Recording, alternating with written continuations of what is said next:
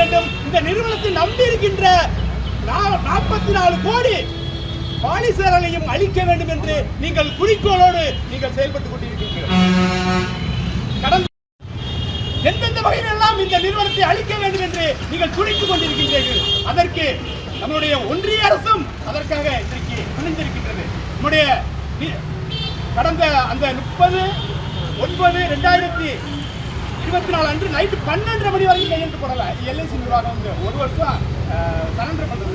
ஆனால் கட்டாயப்படுத்தி அவர்களை கட்டாயப்படுத்தி ஒரு வருஷம் சரண்டர் கொடுத்தே ஆகணும் அப்படின்னு கட்டாயப்படுத்தி நைட்டு 12:30 மணிக்கு கையெழுத்து வரும் பொழுது இந்த இயக்கம் தன்னுடைய கைகளை ஓங்கி பிடித்து தன்னுடைய குரல்களை நாளை மத்திய அலுவலகமான மும்பையில் ஒழிக்கப் போகின்றது, உள்ளே ஒழிக்கப் போகின்றது.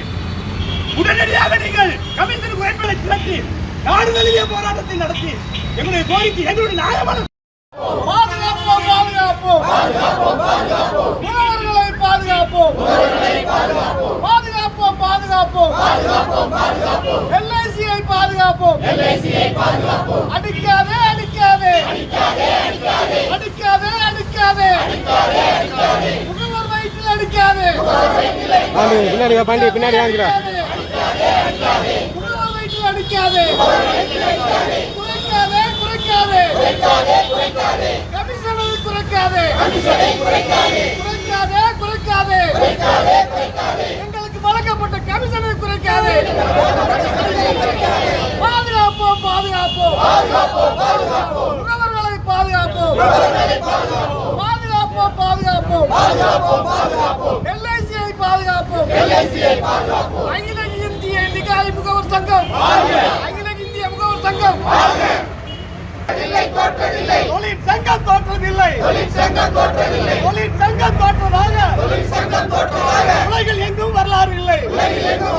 வாழிய வாழிய வாழியவே நீகாய் சங்கம் வாழியவே வாழிய வாழிய வாழியவே நீகாய் சங்கம் வாழியவே பாதுகாப்போம் பாதுகாப்போம் முகவர்களை பாதுகாப்போம்